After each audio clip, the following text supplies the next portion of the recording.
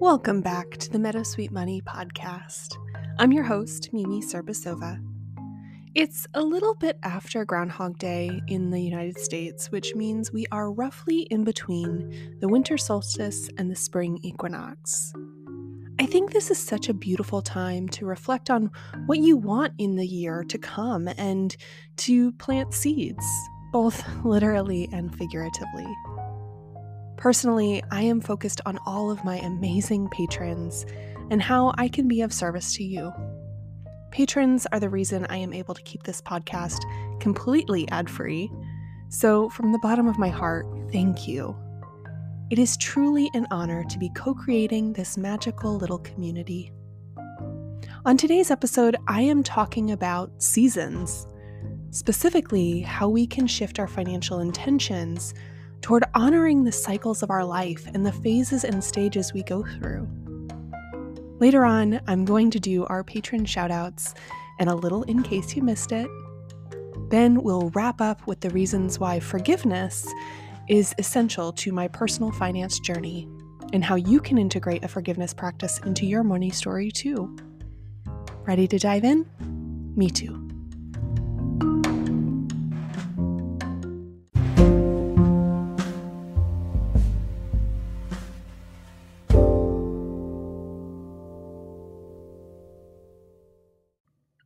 Way back at the end of summer, gosh, that feels like forever ago. Anyway, I started thinking about living more in tune with the seasons. I have integrated some seasonal work into my business practices since I started Meadowsweet Money. For instance, my monthly newsletter comes out on or around the new moon, and I plan my business activities in 3-month time periods. But I wanted to consider how I could live more seasonally on a larger scale. Eating what's in season, which is thankfully a lot of stuff here in Florida. And overall, just slowing down to appreciate the cycles of nature. I used the Wheel of the Year as guideposts on this journey, and so far it's been incredibly helpful. So, what does this have to do with personal finance? I think what we often miss in the world of personal finance is that our lives are elastic. They bend and change, and we go through so many ups and downs. And if you are a big nerd like myself and track your income and expenses over a long period of time, you see that there are patterns that emerge. Times where you spend more and times where you can save more. There are seasons of spending, seasons of saving, and seasons where you're just trying to sustain yourself. These cycles are more pronounced for those of us with variable income. My mom likes to tease me that I've always wanted to know where I'm headed since birth because I was trying to come out nose first. And it's true, I often wish that there was a crystal ball I could look into and know my future inside and out. But sadly, none of us know what the future will bring. It's easy to focus and plan on the worst case scenario, but good things could happen too, like a raise at work or a new job opportunity, or any number of wonderful, magical things that make life less of a slog. Again, I think this is where we can look at the lessons of nature. Right after I paid off my debt, I went into a bit of a season of spending, buying the really nice-to-have stuff I put off in order to get to my debt freedom goal faster. I bought myself some new eyeglasses, got a long overdue haircut, and took my husband out to a socially distanced dinner, because this was still during the pandemic when things were just starting to reopen. And then I shifted into a season of saving, putting money towards the future me. I beefed up my emergency fund and began tucking away extra to be able to quit my job and be a business owner full-time. Fast forward a little more than 3 years later. Right now, I'm in a season of sustaining more than anything. That is, making sure I have what I need month to month, spending on what is essential, and making choices that will, hopefully, result in more predictable income in the future. None of these seasons are better or worse than any other. The key, as nature shows us, is that you can't stay in one season forever. You can't harvest what you never planted seeds for, and you can only survive off your winter stores for so long. Since it's the beginning of February, we're just starting to see the first signs of spring, at least here in the Northern Hemisphere. It's such a good time to clean up your finances and streamline your systems, whether that's reviewing your credit report to ensure everything is accurate, or creating some automations for saving and investing. Or maybe you really need to finally break up with your toxic bank and switch to a credit union. Remember, my friend, your personal finance journey is your own. And while I would love for you to be putting money away for your future, both through retirement investments and long term savings goals, I also want to make sure you are honoring whatever season that you're in and acknowledging without self judgment why you're in that season. Your finances are like a garden that needs tending, and it's going to take time, energy, and effort to reap the rewards. Nobody likes tilling the soil or doing their taxes, but they're necessary. And it's okay to enjoy the harvest too, so long as you store some away for the dead of winter. Ensuring you have joy built into your budget is important because, like a healthy garden, you need more than just the sustenance crops. A few flowers are good for the garden too. I hope all of this made sense. And if you'd like me to expand on any of this, please let me know. If you are a patron, leave a comment for me in the Discord. And if you're not a patron yet, be sure to share this episode with a friend. Okay, let's head into our next segment in case you missed it.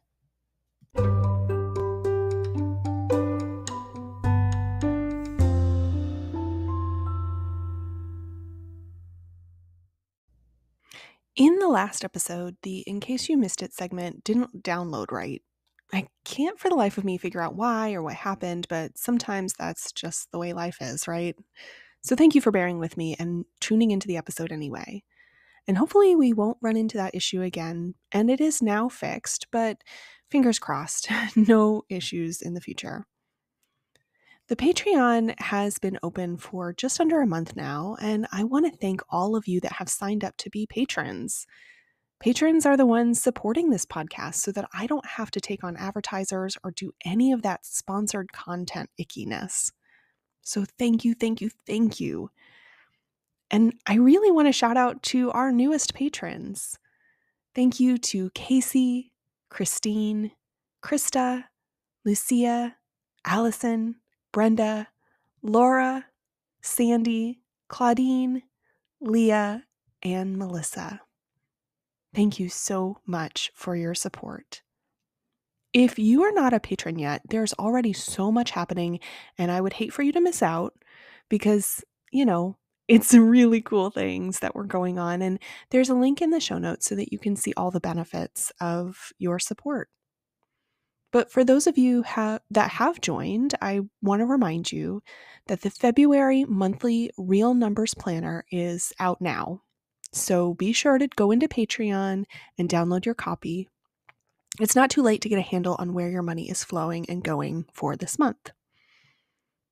Now, the Meadowsweet Money magazine is a benefit for all patrons, so please be sure to keep an eye out later this month for the March-April issue. And for my folks in the Accountability Club, which you get access to if you're a Wealth Wanderer or a Money Mountaineer, we are having our first live meeting on February 8th. And we'll also be having a special Discord chat so we can just share our wins and encourage each other, because we all need that right now. Last little announcement here that is for absolutely everyone, patron or not. Next episode, we are going to have a special interview with a friend of mine named Hannah. Hannah runs Hannah's Enchantments, and we're chatting about how to figure out what brings you joy and reconnect with your inner child. Because if you're going to budget for your joy, you need to know what actually makes you happy. Hannah is one of the most magical and whimsical people that I know, and you can connect with her on Instagram at Hannah's Enchantments. I'll, of course, leave a link for you in the show notes. So be sure to tune in on February 20th for that special interview. So with all of that said, it's time to wrap up this episode with our mindful money moment.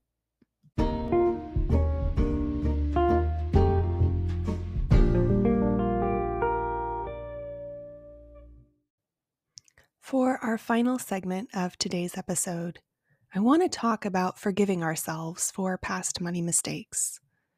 This is something I work on with nearly every one of my clients, and it's a practice I still implement for myself regularly. Not just for my financial mistakes, but all kinds of errors and screw-ups I've made in my life. But what I haven't brought up before is that many times we're scared to forgive ourselves, afraid to truly release the guilt and the shame. We say we've forgiven ourselves, but in the moments when we're tired or run down or things have been even more stressful than usual, a voice inside our head pops up to say, "Oh yeah, and don't forget that time you..." Gosh, that little voice can be so mean. Here's the thing.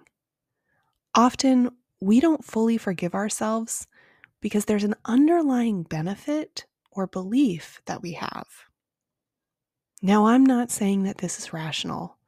If I've learned anything about emotions, they are not barometers of truth.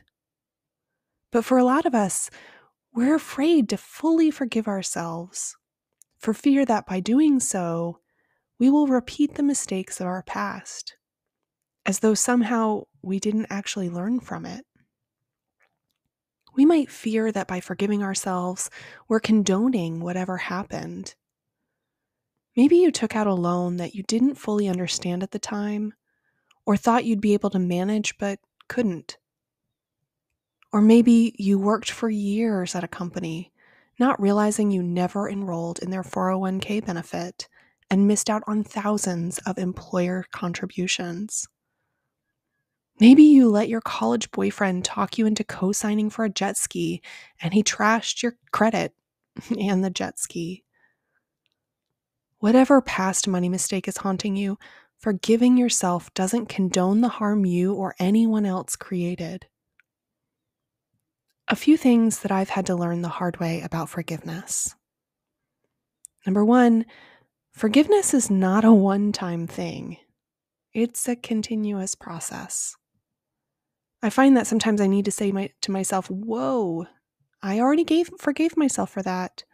That mistake does not define me, and I have learned from it. Number two, the person I was when I made past money mistakes is not the same person I am today. The 20-something that was terrified to think about money and didn't save up a single penny, knowing I'd be taking 3 months of an unpaid internship before graduating with a degree in education, that's not who I am anymore. And you know what? That person I used to be was doing the best that she could with the information that she had at the time. Number three, part of forgiveness is getting curious. It's easy to walk around with feelings of shame or guilt, but sometimes the only way out is through. And in those times, I've been able to look at my money mistakes with genuine curiosity and detachment. I learn so much about myself when I do this, and often I discover that I made a money mistake because of an unconscious belief that I had about money. For years, I felt ashamed for living paycheck to paycheck, often having more, quote, month than money. But by getting curious and analyzing my own patterns of behavior, like I was an anthropologist studying the situation, I saw so clearly that I had a belief that money was not only meant to be spent, but saving it could bring on terrible things. This was because I heard phrases growing up like, money is like sand in your hand. The moment you get it, it's gone. And every time we try to get ahead and put something away for the future, something breaks. Friend, whatever it is that's haunting you, whether it's a mistake from years ago or something that happened yesterday, you're worthy and deserving of forgiveness. You can accept what happened and have a willingness to learn from it, but you don't need to put yourself down anymore. Because, as I always say, you are doing great, and I am so, so proud of you.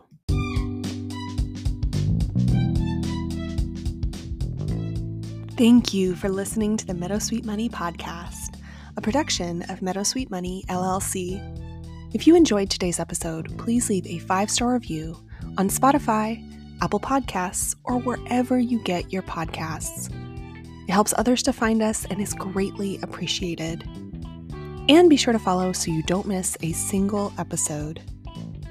The information and content provided in this podcast is for entertainment and informational purposes only.